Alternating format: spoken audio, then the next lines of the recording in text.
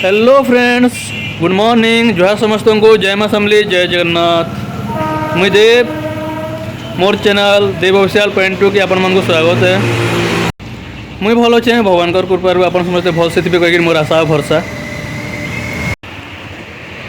Video fast मुझे आपण मन को देखाली अभियात्री बस। से बस रे ई टाइप रो दुईटा मेडिसिन रो बॉक्स आसचे। आसुन खोलिक देखमा काଣା काଣା अच्छे।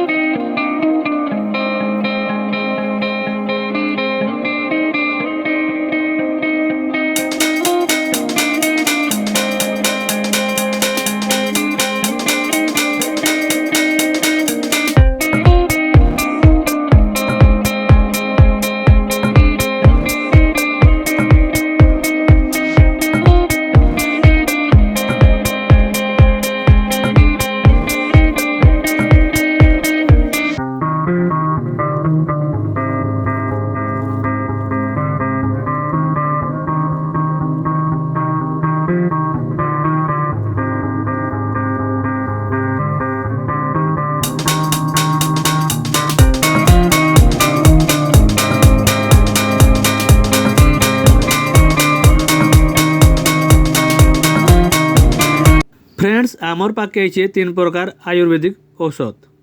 से 3टा आयुर्वेदिक औषध के आपण मान को मुई देखाली। आसुन भल से बुझमा ये आयुर्वेदिक मेडिसिन मानकर काम काଣା। पहलाटा है श्री कर्पूर घटित बृहद मेथी मोदक एवं द्वितीयटा है श्वेतप्रदर चूर्ण। यही 2 प्रकार मेडिसिन को स्त्री माने खाइले जरायु दोष कारण देह दुर्बलता एवं ऋतुस्राव अनियमितता सहित सादा स्राव, श्वेतप्रदर चाउल धुआ पानी परी पुययुक्त स्राव, अंटा गोला बिंदा, मुंड बोला इत्यादि भल हुए।